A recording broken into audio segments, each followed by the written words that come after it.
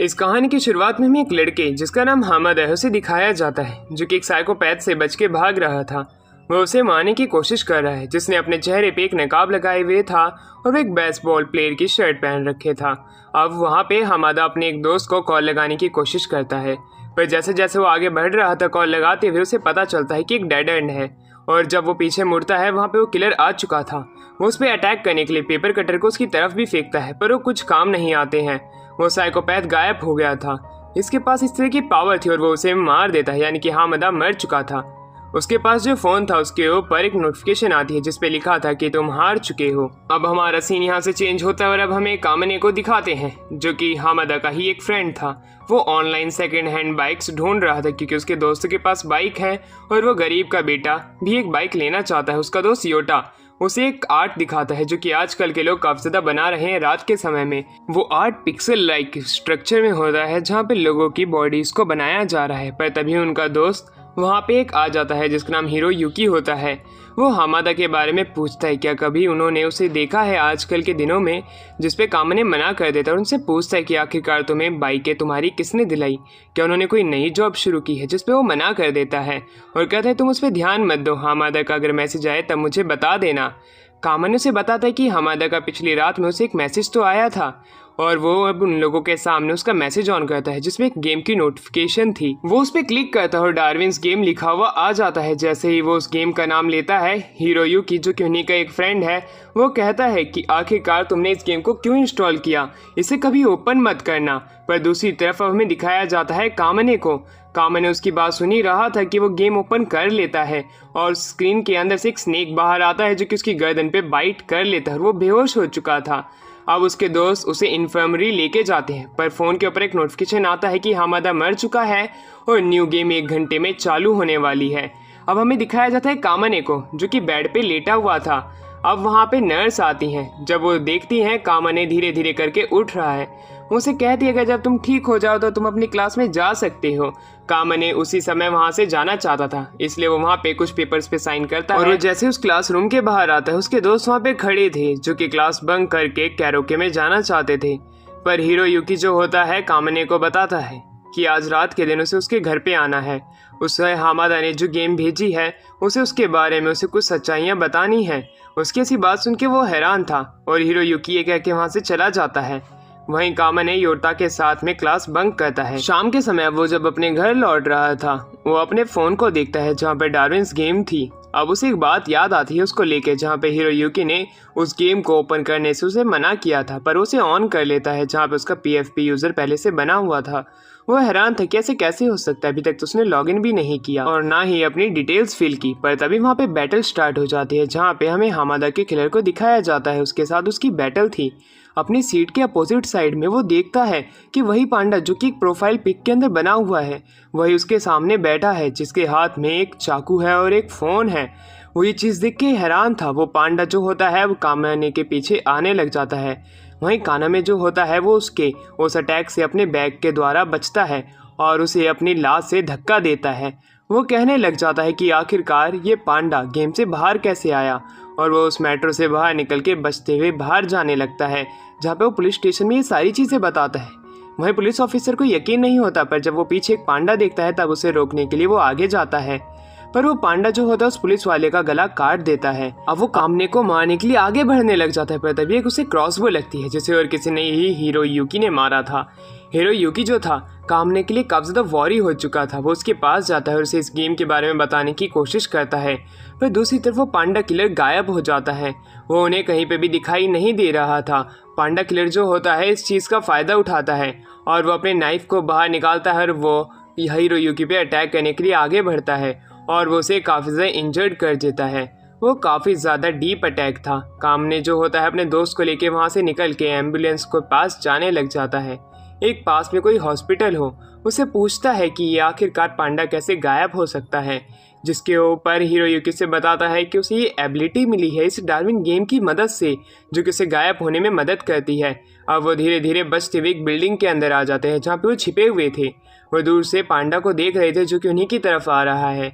अब वो कॉल लगाने की कोशिश करता है एक जगह पे जहाँ से कि एम्बुलेंस आ सके, पर हिरोयुकी बताता है कि जब तक तुम इस गेम के अंदर का गेम प्ले कर रहे हो, जब तक कि तुम बाहर की दुनिया के अंदर किसी भी तरह का कांटेक्ट स्थापित नहीं कर सकते हो, इससे हमारा कुछ फायदा नहीं होने वाला है। वो दोनों काफी ज्यादा अच्छे से छिपे हुए थे, पर पांडा को एक जीपीएस की मदद से पता चल जाती है उनकी लोकेशन। अब वो धीरे धीरे करके उनकी तरफ बढ़ने लगता है। ये होता हुआ देख के कामने की फट जाती है।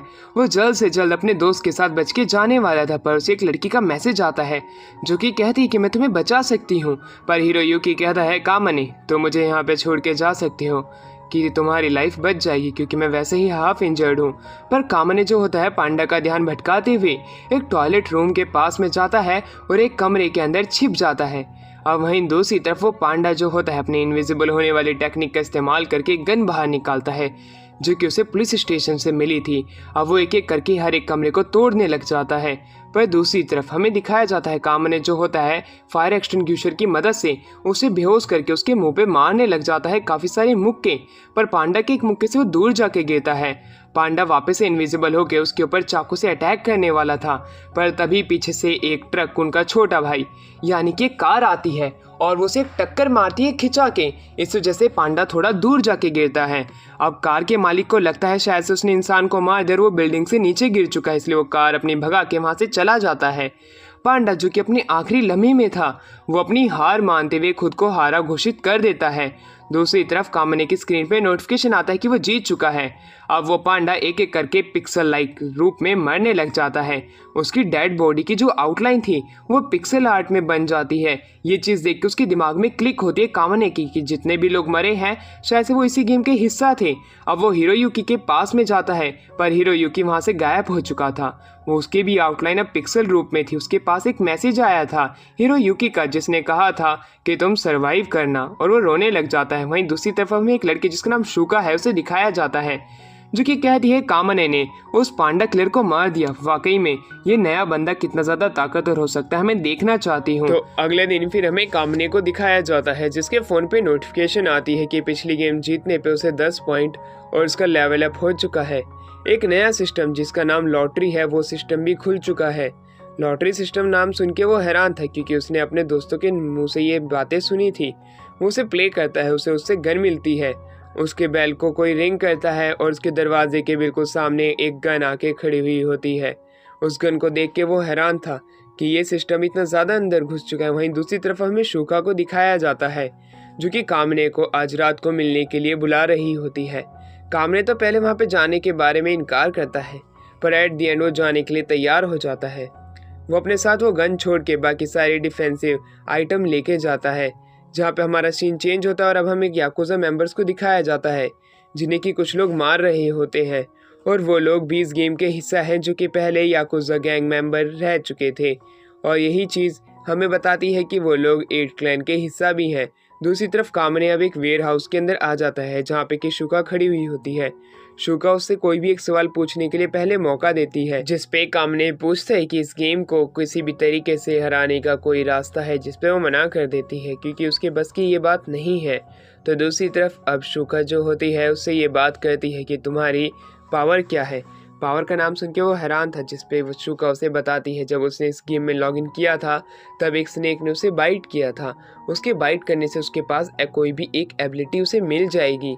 पर वहीं दूसरी तरफ जब कामने अपने फ़ोन के अंदर देखता है तब उसके नाम के नीचे उसकी एबिलिटी में एरर आ रहा था, इसलिए वो उसे नहीं बता सकता था। शुका जो होती है वो कहती है कि मैं ऐसे ही किसी पे भरोसा नहीं कर सकती हूँ जो मुझे अपनी एबिलिटी ना बताए। शुका उस पर अटैक करने वाली थी, पर उससे पहले ही कामने उसको फ्लैशलाइट की मदद से कुछ सेकंड के लिए अंधा करके भाग जाता है। उसे भागता हुआ देख के शुका जो होती है हर जगह के रास्तों को बंद कर देती है और वो कहती है तुम्हें कहीं पे भी एग्जिट नहीं मिलेंगे। कामने जो होता है छिपते हुए काफ़ी सारे एग्जिट्स की तरफ जाता है, उन्हें खोलने की कोशिश करता है, पर इस जगह का पूरा कंट्रोल शुका के पास में होता है। और शुका कहती है कि अब मैं तुम्हें जल्द ही मार दूंगी जिसकी मदद से तुम अपने इस पावर को आसानी से पहचान पाओ, क्योंकि वो एक नेचुरल मूवमेंट पे ही खुल जाते हैं जब शायद से तुम्हारी जान खतरे में हो। वहीं दूसरी तरफ अब हमें शुका की एबिलिटी बताई जाती है, जो कि ये चेंज को कंट्रोल कर सकती है अपनी माइंड की मदद से ही। वहीं दूसरी तरफ कामने भागते भागते अपनी गन के बारे में सोचने लगता है कि अगर इसके पास इसकी गन होती तो कितना अच्छा होता, पर इसकी गन तभी उसके हाथ में आ जाती है और उसे फायर कर देता है शुका के ऊपर। शुका ये देख के हैरान थी कि इसके पास आउट ऑफ नोवेयर एक गन कैसे आ सकती है, पर वहीं दूसरी तरफ कामने जो होता है उसे बचते बचाते हुए उस पर फायर करते हुए एक जगह आके छिप जाता है और वो सोचने लग जाता है कि कब, जब शुका ने उसे बताया था कि नेचुरल एबिलिटी होती है, हम जब चाहे सोच के इन्हें कंट्रोल कर सकते हैं। वो यही चीज़ें सोचता है। वो एक टेप को अपने आप ही अंदर समन करता है और उसके हाथ में वो टेप आ जाती है। उसकी मदद से वो गन्स को चलाता है और उसे एक जगह पे लाके बंद कर देता है। लाइट्स चली जाती हैं और वहीं कामने के पास अब मौका होता है कि उसकी आंखें दोनों बंद है, उस पर जाके वो अटैक कर दे। शुका उसके ऊपर ब्लाइंडली अटैक करने लग जाती है, पर कामने उसकी चैन से बचते हुए आता है और उसके ऊपर स्टन गन से अटैक करके उसके ऊपर आ जाता है और अपनी गन पॉइंट उसके सर पे रख देता है। इस प्रकार शुका हार जाती है। वो अपनी हार स्वीकार करती है और उसे हर एक चीज़ बताने का वादा करती है कि वह अगर उससे कुछ भी सवाल पूछेगा तब वो उसे हर एक का सही से जवाब देगी। तो दूसरी तरफ वहीं कामने कहता है कि मैं नहीं चाहता हूँ ये मैं या तुम में से कोई भी मरे और हम डब्बों की तरह इस दुनिया से चले जाएं। ये कह के वो बेहोश हो जाता है। अगले दिन कामने की आंखें खुलती है। वह शुका के साथ में एक ही बेड पे था। वहीं दूसरी तरफ शुका जो होती है उसके साथ क्लैन बनाने की बात करने लग जाती है और वो आपस में एक क्लैन भी बना लेते हैं।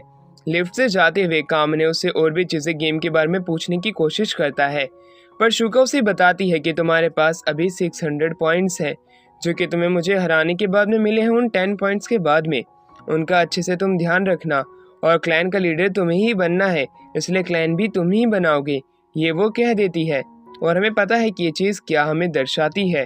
वहीं दूसरी तरफ वो अपनी डेट के लिए शिबुया की तरफ जा रहे होते हैं। वो अपने 10 पॉइंट्स को अपने बैंक में डालता है, जो कि 1 मिलियन येन, यानी कि अगर भारतीय रुपए में देखा जाए तो 5.5 लाख रुपए होते हैं। ये देख के वो हैरान था और ये चीज़ से वो खुश भी था। जाते जाते वहाँ पे वो एक नीले से पर्दे के अंदर क्या है वो देखने की कोशिश करता है, पर वहाँ पे उसे शुका बताती है कि ये वही पिक्सल आर्ट है जो कि किसी ने बना दिया है, यानी कि उसने यहाँ पे काफ़ी सारे लोगों को मार दिया है। वहीं कामने उससे और भी चीज़ें जानना चाहता था, जिसपे कि शुका उसे कहती है अब तुम चिंता मत करो, मैं तुम्हें अपनी डेट पे चलते हुए हर एक चीज़ें बता दूंगी। अब उसे बोटैनिकल गार्डन ले आती है, जहाँ पे वो आइसक्रीम खाते हुए से बताती है कि इस गेम को खेलने के लिए काफ़ी सारे लोगों के पास ये ऐप है। हमें इसे डी लेवल के मैप को कहते हैं, जहाँ पे कि ये गेम खेला जाता है। हमारा एरिया डी लेवल के मैप में आता है। यहाँ पे इस एरिया को कंट्रोल करने वाली 8 क्लैन है, जिसकी ऑर्गेनाइजेशन में काफ़ी सारे लोग हैं। वहीं पिछले दिन चलते हुए 12 लोगों को किसी ने मार दिया था और वो उन 12 लोगों को उसने एक ही जगह पे जमा कर दिया था। और ये सारी बातें बताने के बाद वो अपनी डेट को कंटिन्यू करते हैं, जहाँ पे एक लड़की जिसका नाम द एनालिस्ट है उसे दिखाया जाता है। उसके पास एक बंदे की कॉल आती है जो कि कामने के बारे में जानकारी ले रहा था। बदले में एनालिस्ट उससे भी जानकारी लेती है एक ट्रेजर हंट मैप के बारे में, जिसपे क्यों बताता है ट्रेजर हंट मैप जो है वो शिबुया के अंदर खुलेगा और ये एक इवेंट है और इसके बारे में मुझे बस इतना पता है कि इसमें 300 लोग पार्टिसिपेट कर सकते हैं। अब वो लड़का जो होता है कामने की तरफ बढ़ने लग जाता है। वहीं दूसरी तरफ कामने वॉशरूम के बाहर शुका का इंतजार कर रहा होता है, क्योंकि शुका अपना मेकअप कर रही होती है वॉशरूम के अंदर। वहीं अब वो बंदा जो होता है कामने को फोन को चुरा लेता है और वो उसे उसका पीछा करने के लिए कहता है। कामने ऐसा ही करता है और उसका पीछा करने लग जाता है, जहाँ पे वो बंदा कहता है तुम्हारे फ़ोन चोरी करने से मुझे कुछ भी नहीं होगा, पर मैं तुम्हारे अंदर एक चीज़ देखना चाहता हूँ, जो कि उसके लिए मैं बहुत ही ज़्यादा उत्सुक हूँ। वो उसे एक एले में लेके आ जाता है जो एक बंद गली होती है और उससे फाइट करने की बात करता है, क्योंकि उसने पांडा किलर और अनडिफिटेड क्वीन यानी कि शुका को भी हरा दिया है। वो देखना चाहता है कि उसकी पावर आखिरकार है क्या। अब वो कहता है कि अब तुम उससे फाइट करने के लिए तैयार हो जाओ, पर कामने उससे फाइट नहीं करना चाहता था, पर वो बंदा उसकी बात नहीं सुनता और कहता है अगर तुम उससे फाइट नहीं करोगे तो मैं करूंगा। उसके मुंह पे एक अच्छा पंच जड़ देता है, जिसकी वजह से कामने नीचे गिर जाता है। अब वो ब्लॉन्ड हेयर बॉय कहता है तुम्हारे जो देखभाल करती है यानी कि पैम्परिंग, उस लड़की को बुला लो। वो शुका की बात कर रहा था। उसकी ऐसी बात सुन के कानमे को गुस्सा आ जाता है। वो अपनी स्टन गन को बाहर निकाल के उसे बेहोश करने की कोशिश करता है, पर उसमें कामयाब नहीं होता। वहीं वो बंदा ये देख के हैरान था कि इसके पास आउट ऑफ नोवेयर एक स्टन गन कैसे आ सकती है, और वह समझ जाता है कि ये ज़रूर इसकी पावर होगी। अब वो भी अपनी पावर का इस्तेमाल करता है। कामने उसके ऊपर अटैक करने के लिए आगे बढ़ता है, पर तभी वो बंदा नी अटैक से उसे बेहोश करने की कोशिश करता है, उसकी नेक पे अटैक करके। पर वहीं उसका फ़ोन अब कामने के हाथ में आ जाता है, जो कि उसकी स्टन गन के नीचे होता है, और उसे हार मारने के लिए कहने की कोशिश करता है, वरना वो उस फोन को जला के राख कर देगा। अब हमारा सीन यहाँ से शिफ्ट होता है और दूसरी तरफ अब हमें दिखाया जाता है जहाँ पे कि शुका बाहर आती है, पर कामने उसे कहीं पे भी नहीं मिलता है। वो एनालिस्ट को कॉल लगाती है और कहती है कि जिसके ऊपर मैंने तुम्हें निगरानी रखने को बोला था, क्या तुम वही काम कर रही हो? क्या तुम्हारे पास उस आदमी का बायोडाटा है जिसके बारे में मैंने तुमसे पूछा था? जिसके ऊपर एनालिस्ट बताती है कि वो उस क्लब का हिस्सा नहीं है जो कि आप कह रहे हो। वो शायद से एट क्लैन का हिस्सा हो सकता है, क्योंकि मैं उसके ऊपर जब से जांच कर रही हूँ तब से मुझे बस यही पता चला है। और वो कामने के बारे में ही बताती है, अगर तुम्हें उसकी इन्फॉर्मेशन चाहिए तो तुम ले सकती हो। जिसके ऊपर शुका उसे मना कर देती है और कहती है जिसके बारे में मैंने जानने के लिए कहा था तुम उसके बारे में पता करो, मैं तुम्हें 3 गुना ज़्यादा पैसे दूंगी। ये कह के वो निकल जाती है, जहाँ पे कि कामने से अटैक करते हुए एक बंदे को पकड़ लेती है। वो उसके ऊपर अटैक भी करती है, पर वो बंदा उसके अटैक से बच जाता है और वो खुद की हार मानते हुए खुद को इंट्रोड्यूस कराता है कि वो डांजो क्लब का एक मेंबर है और उसका नाम योकी है। योकी जो होता है अपने फ़ोन उनसे ले लेता है और वो बताता है कि शिबुया का मैच जल्द ही शुरू होने वाला है। अब वो लोग डब्बों में कटने लग जाते हैं, दूसरी जगह टेलीपोर्ट होने लग जाते हैं। शुका कहती है कि अब मैं तुमसे मैच के अंदर मिलूंगी, हम लोग अलग जगह टेलीपोर्ट होंगे। वहीं अब हमें कामने को दिखाया जाता है जो कि एक होटल रूम में टेलीपोर्ट हुआ होता है। उसके फ़ोन पे नोटिफिकेशन आता है और उसे कुछ मिनरल्स इकट्ठा करने के लिए कहा जाता है। इस गेम के अंदर पार्टिसिपेट करने वाले 300 लोग हैं और इन सभी को कम से कम गेम एंड होने से पहले 3 रिंग्स इकट्ठी करनी पड़ेगी और मिनरल्स की बनी हुई, तभी वो इस गेम से बच सकते हैं। जो उन्हें कलेक्ट नहीं कर पाएगा वो मारा जाएगा। और इस गेम की शुरुआत एक हाई स्कूल लड़की को दिखाते हुए होती है जो कि एक बंदे को मारते हुए बिल्डिंग से गिर के मारी जाती है। सभी लोग अब वहाँ पे भीड़ लगा लेते हैं। शुका भी ये भी देख रही होती है, पर कुछ समय बाद एक बहुत जोर के चिल्लाने की आवाज़ आती है और उस आवाज़ की वजह से जितने भी लोग जो कि वहाँ पे वो फोटोज़ क्लिक कर रहे थे वो अपने काम पे निकल जाते हैं। और वहीं जो शुका जो होती है अब वो आगे बढ़ने लग जाती है जो कि वो कानेमे को ढूंढ रही होती है। हमारा सीन यहाँ से शिफ्ट होता है और अब हमें दिखाया जाता है काफ़ी सारे लोग एक एक करके मर रहे होते हैं। तो दूसरी तरफ कामने को अब गेम्स के रूल्स बताए जाते हैं। डी गेम का स्नेक हेड आगे आता है और उसे सारे रूल्स बताने लग जाता है कि ये कुछ जेम्स हैं, इन जेम्स से बनी हुई रिंग जो है उन्हें कलेक्ट करनी है और इस बीच वो लोग फाइट भी कर सकते हैं। ये जेम्स की रिंग अलग अलग जगह पे छिपी हुई है और इनके अंदर अलग अलग पॉइंट्स हैं जो कि उस वो पॉइंट्स को कलेक्ट भी कर सकते हैं।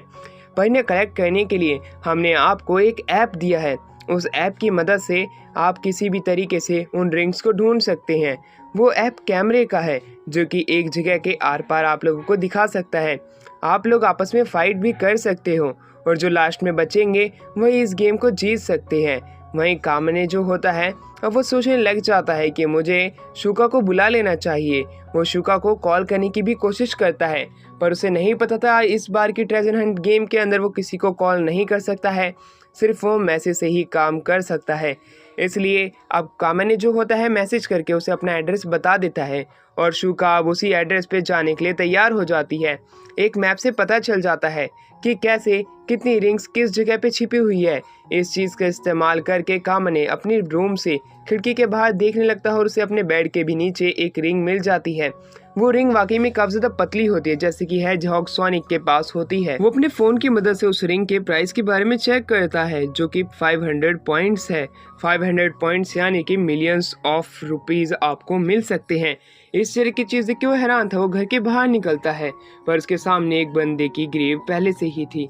वो काफी ज्यादा घबरा जाता है। वो दीवार से चिपक के जाने लगता है पर वहाँ पे भी एक बंदा मरा हुआ था। वो ये देख के हैरान था कि बिल्डिंग के अंदर काफी सारे और भी लोग हैं जो कि मेरी ही तरह इन्हें कलेक्ट करना चाहते हैं। पर तभी वो देखता है कि नीचे उसके पास में काफी सारे लोग बढ़ रहे हैं। इसको देख के वो काफी ज्यादा घबरा जाता है क्योंकि इतने सारे लोगों में कैसे बच सकता है। वो भाग के लिफ्ट की तरफ जाता तो है पर वहाँ पे जाते जाते उसे एक आदमी मिल जाता है जिसके पास में पहले से ही एक गन होती है। कामने जो होता है अपनी गन निकाल के तैयार तो बैठा था पर उसकी जब वो गन देखता है उसकी वैसे ही फट जाती है, क्योंकि वो कॉल ऑफ ड्यूटी का घोस्ट है जिसके पास की एक मशीन गन है। वो उससे उसके ऊपर अटैक भी करता है, पर कामने बचते हुए सीढ़ियों के इस्तेमाल करते हुए एक जगह पे जाके एक कोने में आ जाता है और वो लिफ्ट का इस्तेमाल करने लगता है। पर उस बंदे के वहाँ पे पहुंच जाने पे अब कामने कुछ भी नहीं कर सकता, तो वो अपने हाथ ऊपर करके उसे रिंग दे देता है और कहता है कि बस मेरे पास यही है और अब मेरे पास कुछ भी नहीं है। पर वो बंदा उसे मारना चाहता था। वो उसे कहता है कि तुम्हें क्या लगता है कि मैं तुम्हें इतनी आसानी से छोड़ दूंगा? अगर मैंने तुम्हें छोड़ दिया तो तुम मुझे बाद में मार दोगे। ये कहने के बाद में वो बंदा अपनी उस गन के बटन को दबाने ही वाला था, पर उसकी वो गन जो होती है वो जैम हो चुकी थी। ये बात जब कामने को पता चलती है वो थोड़ा खुश हो जाता है और अपनी गन जो है उसके ऊपर पॉइंट करते हुए कहता है कि मैं तुम्हारे ऊपर गोली चला दूंगा, वरना तुम यहाँ से शांति से चले जाओ। पर वहीं वो बंदा कहता है कि मुझे लगता नहीं है कि तुम ये काम कर सकते हो, क्या तुमने पहले किसी आदमी को मारा भी है? ये कहने के बाद वो अपनी गन को ठीक कर लेता है और वो उस पर चलाने ही वाला था कि तभी लिफ्ट खुल जाती है और वो उसे छोड़ के वहाँ से चला जाता है। कहता है तुम अपना ध्यान रखना, मुझे लगता नहीं है कि तुम बचने वाले हो। अब वो ये कह के चला तो जाता है, पर कामने में को खुद के ऊपर डाउट होने लग जाता है। वो कहता है कि आखिरकार मैं कैसे इस डेडली गेम से बचूंगा जब मैं इतनी आसानी से अपनी जीती हुई रिंग किसी और को दे दूंगा। एट दी एंड मुझे किसी न किसी को तो मारना ही पड़ेगा इन रिंग्स के चलते हुए, वरना आखिर में मैं खुद ही मारा जाऊंगा। जैसे ही एलिवेटर चालू होता है पीछे से एक लड़की की आवाज आती है जो कि और कोई नहीं एनालिस्ट होती है। वो उसे आगे जाने से मना करती है क्योंकि अगर वो उस लिफ्ट के अंदर जाएगा तब वो मारा जाएगा। ये बात सुन के कामने हैरान था कि आखिरकार ये ऐसा क्यों कह रही है।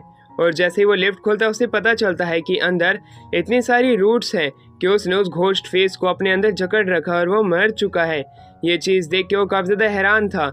वहीं एनालिस्ट उसे बताती है कि मैं जानती हूँ इस बंदे को, ये इस फ्लावर रूट्स का इस्तेमाल करता है और वेन्स का, और वो लोगों को मार देता है। काना में उसे बताता है कि मैंने इस बिल्डिंग में शुरुआत में 10 लोगों को देखा था, जिसके ऊपर एनालिस्ट उसे बताती है यहाँ पे 10 नहीं 25 लोग थे, अब यहाँ पे 10 से भी कम लोग बचे हैं। अब हमें साथ में रहना चाहिए, वरना एट दी एंड तुम या मैं, हम दोनों में से कोई भी मारा जा सकता है। अगर हम टीम में रहेंगे तो शायद से हम बच जाएंगे। वहीं दूसरी तरफ हमें कुछ लोगों को दिखाया जाता है जो कि इस मैच को लाइव अपनी स्क्रीन पे देख रहे होते हैं। उस स्क्रीन पे बताया जाता है शुका फर्स्ट नंबर पे है, उसने अभी तक सबसे ज्यादा रिंग्स कलेक्ट की है जो कि 20 है, वो लोगों को गाजर मूली की तरह काटते हुए जा रही है। तो सेकंड नंबर पे 8 क्लैन का लीड है जिसका नाम वेन है, उसे रखा गया है जिसके पास 13 रिंग्स हैं, पर उसकी पूरी क्लैन के मिला के उनके पास 80 रिंग्स हैं। और वहीं दूसरी तरफ अब हमें दिखाया जाता है कि सबसे ज़्यादा रिंग्स जो हैं वो शिबुया टावर के ऊपर है, जिसे कि वेन्स ने काफ़ी ज़्यादा तगड़े तरीके से जकड़ रखा है। वहाँ पे वहाँ की लीडर आती है जो कि उन्हें मैनेज करती है, जिसका नाम द मिथ होता है। द मिथ जो होती है अब उन्हें ग्रीट करती है। वहाँ पे वो सारे अमीर लोग हैं जो कि इस मैच को देखते हुए मज़ा उठा रहे होते हैं। अब हमें दिखाया जाता है कि शुका के ऊपर एक पूरी टीम अटैक करने आती है, पर शुका जो होती है उस टीम को कहती है तुम चाहे कितने भी आ जाओ, आखिर में तुम मेरे हाथों ही मारे जाओगे। ये कहने के बाद वो वहाँ से निकलते हुए 2 लोगों को मार देती है। बाकी के लोग हड़बड़ी में उसके ऊपर अटैक करते हैं, उनका ध्यान भटक जाता है। इस चीज़ का फ़ायदा उठाते हुए वापस से शुका उन दोनों को मार देती है और अब वो कानामे को ढूंढने के लिए चली जाती है, जहाँ पे मिथ कहती है कि शुका मुझे सबसे ज़्यादा प्यारी लगती है, पर वहीं पे बूढ़ा कहता है कि मुझे लड़के ज़्यादा अच्छे लगते हैं, जिसके ऊपर मिथ कहती है कि मुझे पता है तुम मिसोजिनिस्ट हो, इसलिए तुम्हें लड़के ज़्यादा पसंद है लड़कियों के ऊपर। ये कहने के बाद अब हमारी स्क्रीन यहाँ से चेंज होती है और अब हमें कानामे को दिखाया जाता है जो कि रिन के साथ, जो कि एनालिस्ट का नाम है। अब रिन जो होती है वो कहती है अगर हमें इस बंदे को हराना है तो हमें जल्दी से कुछ करना पड़ेगा, वरना हम लोग एग्जॉस्ट के मारे ही मारे जाएंगे।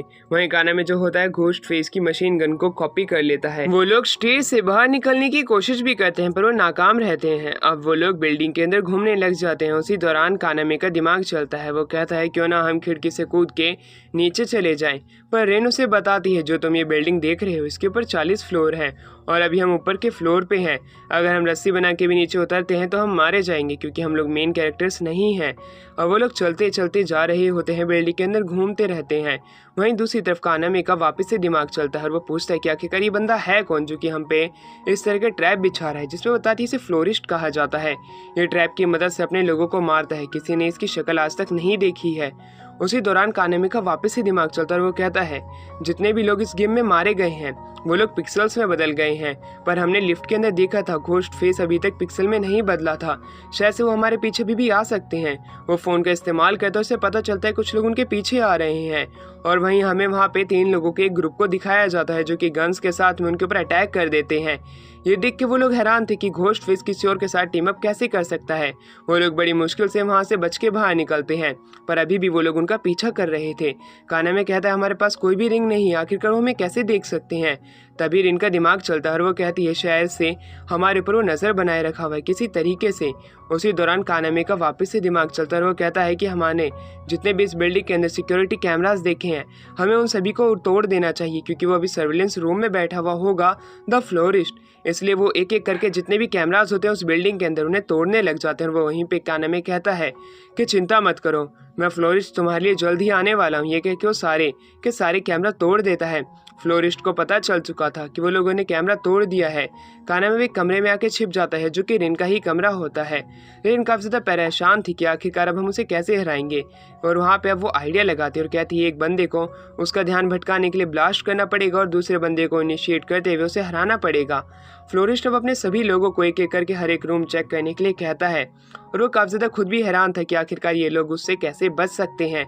अब हमें दिखाया जाता है कि वो एक कमरे के ऊपर नज़र बनाए हुए था जहाँ पे कि उसे लग रहा था कि वो लोग हो सकते हैं। वहाँ पे वो अपने आदमियों को भेजता है, पर जैसे ही वो गेट खोलते हैं उस कमरे के अंदर देखते हैं वहाँ पे कोई भी नहीं होता है। तो दूसरी तरफ जैसे ही वो कमरे के अंदर आते हैं एक बहुत बड़ा ब्लास्ट होता है और वो पूरी जगह हिलने लग जाती है। अब हमें एक जगह पे फ्लोरिस्ट को दिखाया जाता है जो कि अपने लोगों को उन्हें भेज देता है रेन को पकड़ने के लिए। रेन एक जगह को ब्लास्ट करने की कोशिश कर रही होती है, पर रूट्स की वजह से वो उस चीज़ को ब्लास्ट नहीं कर पाती। फ्लोरिस्ट के लोग वहाँ पे आ जाते हैं, इसी वजह से रेन्स को फ्लैश ग्रेनेड का इस्तेमाल करके वहाँ से बच के भागना पड़ता है उन दोनों लोगों को जो कि उसके पीछे आ रहे थे। और इसी समय घोस्ट फेस भी उसके पीछे था जो कि उसके ऊपर गन से अपने अटैक तो करता है, पर उस गन से रेन बच जाती है। फिर हमें रेन की पावर के बारे में बताया जाता है जो कि फोरसाइट है, यानी कि वो काफ़ी सारी कैलकुलेशंस अपने दिमाग में 1 मिनट के अंदर ही काफ़ी सारी कर लेती, इसी वजह से वो फोरसाइट करने में भी कामयाब हो पाती है। उसकी इस स्किल्स को डीमन से भी कंपेयर किया जाता है क्योंकि ये भविष्य देखने वाली ही जैसी स्किल है। तो दूसरी तरफ अब हमें दिखाया जाता है कि रेन जो होती है बच बच के तो भाग रही होती है। फ्लोरिस्ट का पूरा ध्यान उसके ऊपर होता है कि आखिरकार इसके पास ऐसी कैसी पावर है जिसकी वजह से ये उसके चेले के हर एक अटैक से बच रही होती है। वो उसको अपनी टीम में करना चाहता था, पर दूसरी तरफ वहाँ पे कानामे आ जाता है। कानामे के आने की वजह से उस बंदे को पता चल चुका था कि अब उसका एंड नज़दीक है, इसलिए वो खुद ही बाहर आ जाता है। और वो बाहर आने के बाद कहता है कि आखिरकार तुम इस गेम में कैसे आ गए, मैं बस यही जानना चाहता हूँ। कानामे कहता है मैं ये गेम प्ले नहीं करना चाहता था, मुझे इसमें खींचा गया है, वरना इस तरह की गेम में जिसमें लोगों को मारा जाए बिना मतलब के तो मैं बिल्कुल भी नहीं आता। ये बात सुन के फ्लोरिस्ट जो होता है वो कहता है तो तुम अभी भी नादान हो। ये कहने के बाद फ्लोरिस्ट कहता है कि आज अगर तुम बच जाते हो तभी तुम्हारी किस्मत है, वरना तुम नहीं बचने वाले हो। कानामे जो होता है अपने हाथ में ग्रेनेड उसके ऊपर फेंक देता है, पर फ्लोरिस्ट जो होता है अपनी रूट्स और वेन्स की मदद से खुद के लिए एक आर्मर बना लेता है जिसके ऊपर बम भी असर नहीं करता है। अब वो फ्लोरिस्ट जो होता है कानामे पे अटैक करने लग जाता है। कानामे बार बार उसके अटैक से बच रहा होता है। वो अपनी गन से उसके ऊपर अटैक भी करता है, पर काफी सारी वेन्स उसको मारने लग जाती है, उसकी गन दूर गिर जाती है। अब वो निहत्था हो चुका था, पर वो मशीन गन निकालता है जो कि घोस्ट फेस से कॉपी की थी। उसका इस्तेमाल भी वो फ्लोरिस्ट के ऊपर करता है, पर उसके ऊपर कोई भी असर नहीं हो रहा होता है और अब वो उसकी गन को तोड़ देता है। अब उस फ्लोरिस्ट को लग रहा होता है कि अब इसके पास एक भी वेपन नहीं है, पर तभी कानामे वापस से मशीन गन को समन कर लेता है। वो समझ जाता है कि स्किल थोड़ी समनिंग टाइप की है और इसे हराना उतना ज़्यादा आसान भी नहीं रहेगा, बट इतना ज़्यादा मुश्किल भी नहीं रहेगा।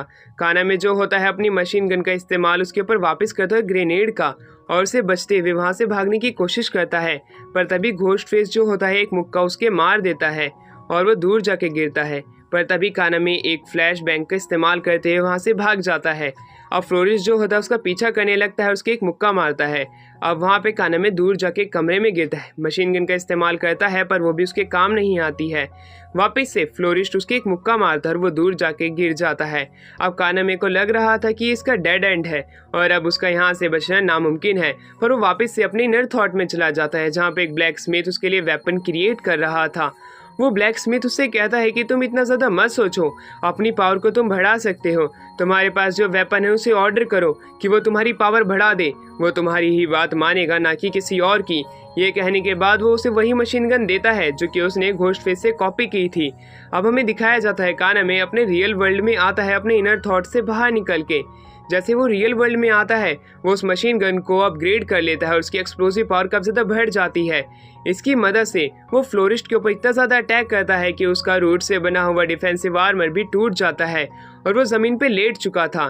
कानामे उसके ऊपर गन पॉइंट कर देता है। इस प्रकार फ्लोरिस्ट हार जाता है और वो कहता है तुम मुझे मार सकते हो, पर तभी वहाँ पे रेन भी आ जाती है। वहीं कानामे जो होता है वो कहता है कि मैं तुम्हें मारना नहीं चाहता हूँ, अभी हमें और भी लोगों की ज़रूरत है, इसलिए तुम हमारी टीम में आ जाओ, क्योंकि 8 क्लैन के लोग यहाँ पे जल्द ही आते होंगे, क्योंकि यहाँ पे काफ़ी सारी रिंग्स हैं और वो लोग तुम्हारी जान भी ले सकते हैं, इसलिए हम सभी को एक साथ मिलकर खेलना पड़ेगा एक क्लैन के अंदर। जहाँ पे हमें दिखाया जाता है काफ़ी सारे पावरफुल पीपल्स इकट्ठा हो रहे हैं इन पे अटैक करने के लिए, क्योंकि टावर के अंदर काफ़ी ज़्यादा रिंग्स हैं जो कि बाहर किसी और बिल्डिंग में नहीं है। रेन की बातें उन दोनों को काफ़ी ज़्यादा सही लगती हैं, इसलिए वो टीम बनाने का इरादा कर लेते हैं। पर वहाँ पे सबसे पहले वो आराम करेंगे, क्योंकि अगर वो आराम नहीं करेंगे तो वो पहले से एग्जॉस्ट जो हैं उनकी पावर और भी ज़्यादा कंज्यूम होगी और वो आखिर में हार जाएंगे। कानामे और रेन आराम कर रहे होते हैं। दूसरी तरफ फ्लोरिस्ट काफ़ी ज़्यादा ट्रैप्स बिछा रहा होता है, अगर कोई भी बिल्डिंग में आएगा तब वो मारा जाएगा। वहीं दूसरी तरफ हमें दिखाया जाता है रेन और कामाने जो होते हैं घोस्टफेस को भी अपनी टीम में करने के लिए जाते हैं, पर घोस्टफेस उनकी टीम में नहीं आना चाहता था क्योंकि फ्लोरिस्ट ने उसे कंट्रोल किया था। पर कामना में उसे बताता है कि अभी हमें 8 क्लैन से फाइट भी करनी है, अगर तुम हमारा साथ दोगे तब हम सब जिंदा बच सकते हैं और हम जैसे ही इस फाइट को जीतेंगे हम तुम्हें 3 रिंग भी दे देंगे, उसकी मदद से तुम बच सकते हो। वो इसके लिए राज़ी हो जाता है क्योंकि उसका 8 क्लैन से भी एक अलग ही रिश्ता है जो कि उसे वो पूरा करना है, यानी कि रिवेंज का। अब काना में जो होता है ना ये भी बताता है कि यहाँ पे शुका भी जल्द ही आती होगी जो कि उसकी ही टीम मेंबर है। अब हमें 8 क्लैन के मेंबर्स को दिखाया जाता है जो कि कहते हैं कि अब हम आने वाले टाइम में टावर को क्लाइम करेंगे, सारे लोगों को मार के उनकी सारी रिंग्स हथिया लेंगे। तो कुल मिला के इनका प्लान ये है कि ये रात के समय में टावर यानी कि वही होटल जो कि शिबुया के मेन हिस्से में है उसको क्लाइम करेंगे, क्योंकि वहाँ पे 24 रिंग्स हैं। उनकी टीम के अंदर काफ़ी सारे लोग हैं, अगर वो रात के समय उन पे अटैक करते हैं तब वो खुद को नहीं संभाल पाएंगे। और वैसे ही 8 क्लैन के पास पहले से 32 रिंग रखी हुई है, तो ये कुल मिला के 50 से ज़्यादा रिंग हो जाएगी। इस प्रकार वो इस ट्रेजर हंट को आसानी से जीत जाएंगे। तो दूसरी तरफ कामाने को दिखाया जाता है जहाँ पे कि वो लोग ये प्लान बनाते हैं कि उनके पास जितनी भी रिंग है उनको बराबर में डिवाइड करेंगे और बची हुई जितनी रिंग है वो सारे फ्लोरिस्ट को दे देंगे, क्योंकि उसी ने ही सारा हैवीवेट वर्क किया है उनके लिए। अभी तक रिंग्स की बात तय हो गई थी कि कितने में कितनी किसके पास जाएगी। पर दूसरी तरफ घोस्टफेस अपना नाम रियूजी बताता है और कहता है कि ये सारा काम होने के बाद में मुझे एक अपना भी रिवेंज लेना है और एक से बात करनी है, इसलिए मैं वापस आऊँगा। ये कह के घोस्टफेस जो होता है यानी कि रियूजी वहाँ से चला जाता है। दूसरी तरफ रेन बताती है कि रिंग्स कलेक्ट करने से शायद से हम नहीं जीतने वाले हैं, क्योंकि अगर इनकी रेयरिटी पे अगर ये रिंग्स को डिवाइड करते तब कुछ को जो कि काफ़ी ज़्यादा रेयर उन्हें बहुत ही कम पॉइंट दिए गए हैं और जो नहीं उन्हें काफ़ी ज़्यादा दिए गए हैं। दूसरी तरफ नोटिफिकेशन के अंदर ट्रेजर हंट मैप में ये भी नहीं बताया गया है कि रिंग ही क्या इसका असली ट्रेजर है या कुछ और ट्रेजर है। और वहीं फ्लोरिस्ट भी ये बात कंफर्म करता है और वो पूछता है कि आखिरकार सूखा किधर है, जिसके ऊपर काना में जो होता है वो कहता है वो अभी सूखा को वापस से ही मैसेज करने वाला है। वो अपना फोन खोलता है जिसमें सूखा की पहले से रिक्वेस्ट आई हुई थी जो कि मदद मांग रही है। दूसरी तरफ सूखा के पास में एक ब्लू हेयर लड़की आती है जिसने कि ऊपर एक हुडी पहनी हुई थी। अब हमें दिखाया जाता है शुका को। शुका जो होती है अंधेरे की तरफ देख रही होती है, उसकी आइज चमक रही होती हैं जब वो आसपास में कंफर्म करती है कि उसके ऊपर अटैक होने लग जाते हैं। ये आइस से बने हुए क्रिस्टल का अटैक था। शुका उससे अपनी चैन से बड़ी ही मुश्किल से बच रही होती है। उसी दौरान वो लड़की जो होती है उसके ऊपर अपने अटैक को और भी ज़्यादा तेज़ कर देती है अपने वाटर और आइस मैजिक की मदद से। शुका को काफ़ी ज़्यादा दिक्कतें हो रही होती है उसे हराने में। और वहीं दूसरी तरफ वो लड़की जो होती है जो कि एलिमेंट्स को कंट्रोल कर सकती है, वो शुका को बाहर निकलने का मौका नहीं देती है और उसे पानी डुबा देती है। और वहीं शुका ने हेल्प का मैसेज कानेमे को भेजा था। कानेमे को वो मैसेज अब मिलता है, इसलिए उसकी मदद करने के लिए जाने लगता है, जहाँ पर रेन भी और उसके 1-2 साथी मदद करने की बात करने लग जाते हैं, क्योंकि वो कानेमे को इस तरह अकेला नहीं छोड़ सकते हैं। अब हमें दिखाया जाता है कानामे को और घोस्टफेस को जो कि अब शुका को ढूंढने लग जाते हैं। वो उसे ढूंढने की स्पीड स्पीड को काफ़ी ज़्यादा तेज़ कर देते हैं क्योंकि उनके पास बहुत कम समय बचा है। उसी दौरान काने में जो होता है अपनी एबिलिटी जो होती है वो घोस्ट फेस को बताता है कि वो किसी भी बेसिक वेपन, फ़ोन और कार को किसी भी तरीके से कॉपी कर सकता है, उन्हें कहीं पे भी समन कर सकता है। उसकी एबिलिटी खास तो थी, पर दूसरी तरफ घोस्ट फेस कहता है कि तुम्हारी एबिलिटी काफ़ी ज़्यादा अच्छी है, क्योंकि मेरी एबिलिटी तो बस ये है कि मैं लोगों के थॉट्स के आर पार देख सकता हूँ कि वो सच बोल रहा है या झूठ, और मुझे अपनी फिजिकल स्ट्रेंथ पे ही पूरे तरीके से काम करना पड़ता है लोगों को हराने के लिए। उसी दौरान जब वो वहाँ पे ढूंढ रहे होते हैं सूखा को, वहाँ पे उन्हें वही लड़की मिलती है जो कि सूखा को हरा दिया था। उसे देख के वहाँ पे उसके थॉट्स भी वो पढ़ लेता है घोस्ट फेस, जहाँ पे वो लड़की कह रही होती कि आगे मत जाओ, आगे काफ़ी ज़्यादा डरावनी चीज़ें हैं। दूसरी तरफ हमें रेन को दिखाया जाता है जो कि बंदूक लेके बिल्डिंग पे खड़ी थी। वहाँ पे वो रिंग्स के कोड को देखती है, जहाँ पे फ़ोन से स्कैन करने पे उसे अलग अलग नंबर मिलते हैं। अब वहाँ पे द फ्लोरिस्ट और वो रेन जो होती है उन नंबर्स को आपस में मिलाने लग जाते हैं कि आखिरकार ये क्या कॉम्बिनेशन बना रहे हैं। अब फ्लोरिस्ट जो होता है वो कहता है कि अभी हमें और भी रिंग्स की तलाश करनी पड़ेगी, तभी हम इस कोड को पूरे अच्छे तरीके से सुलझा पाएंगे। वहीं अब हमें उसी लड़की को दिखाया जाता है, नाम होता है सीयू। सीयू जो होती है उन लोगों को बताती है कि आगे बहुत ही ज़्यादा खतरा है, आप लोग आगे मत जाओ वरना आप लोग मर सकते हो। उसके बाद सुन के काने में हैरान था कि कितनी सी छोटी बच्ची इस डी गेम में क्या कर रही है। वो उसे सुरक्षित रहने के लिए बोलते हैं, और वहीं दूसरी तरफ अब वो एक सबवे के अंदर आते हैं जहाँ पे अंदर पानी भरा हुआ था। काने में जो होता है वहाँ पे अंदर जाने का इरादा बना चुका था क्योंकि उसे शक था कहीं सूखा